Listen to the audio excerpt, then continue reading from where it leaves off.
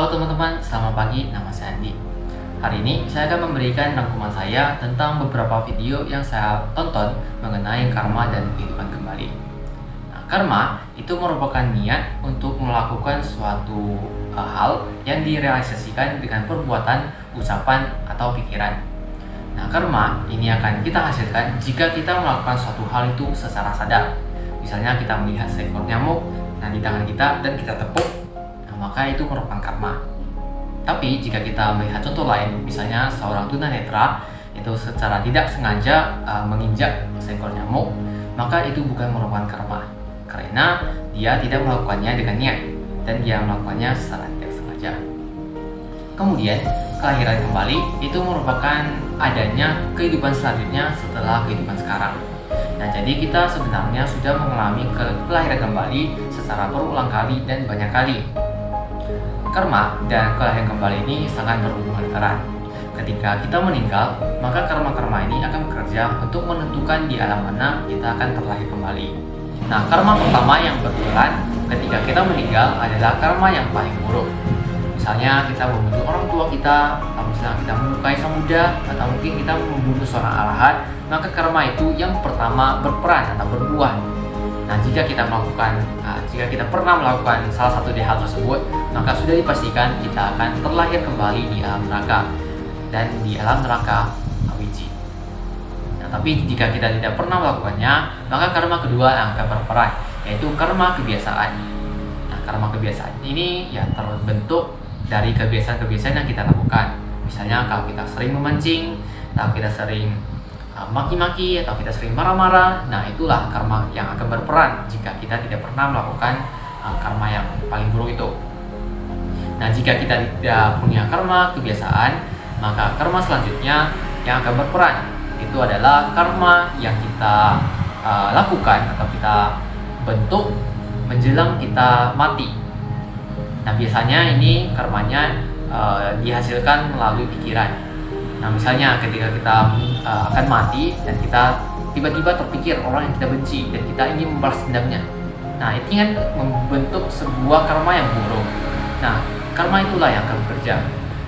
Tapi jika kita tidak ada ketiga karma di atas, maka yang keempat yang akan berperan yaitu karma yang beberapa kali saja kita lakukan.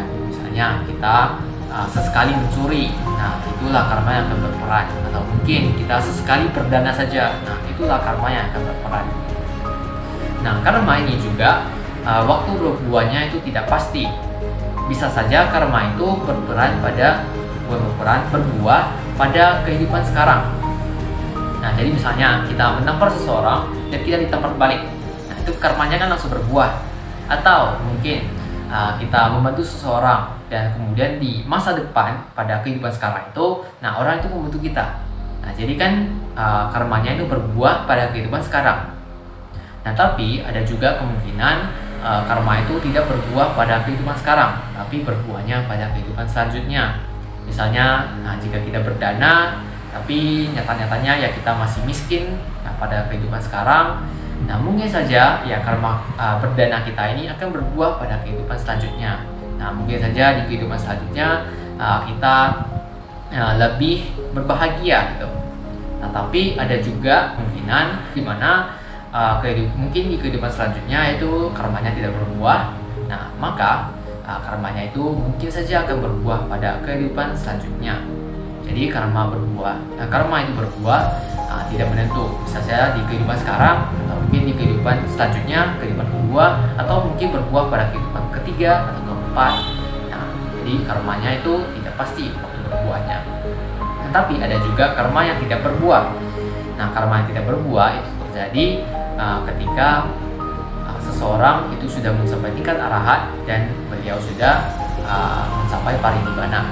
Jadi setelah seseorang mencapai parinibbana, maka orang itu tidak akan mengalami kelahiran kembali lagi. Jadi karma juga tidak bisa mengejar dia.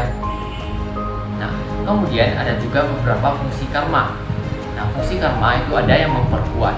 Nah, misalnya ketika kita sekarang misalnya kita miskin, nah lalu misalnya kita tidak punya rumah, lalu kita sakit-sakitan lagi, kemudian kita wajahnya pun buruk lagi.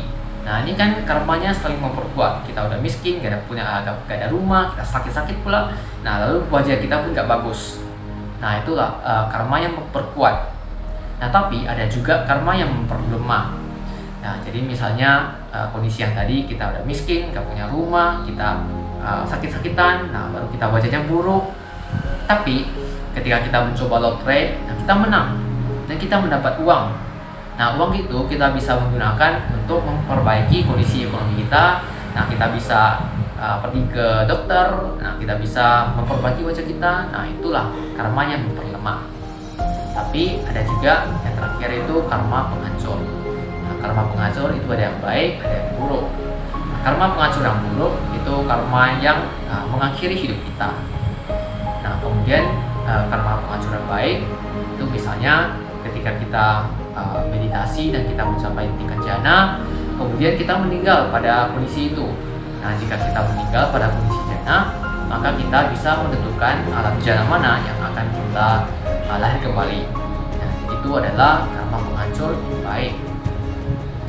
Mungkin sekian saja yang bisa saya sampaikan mengenai rangkuman saya tentang karma dan kelahiran kembali. Akhir kata, Sabe Sata Bawantu Sukitata. Semoga semua makhluk hidup berbahagia. Sadu, sadu, sadu.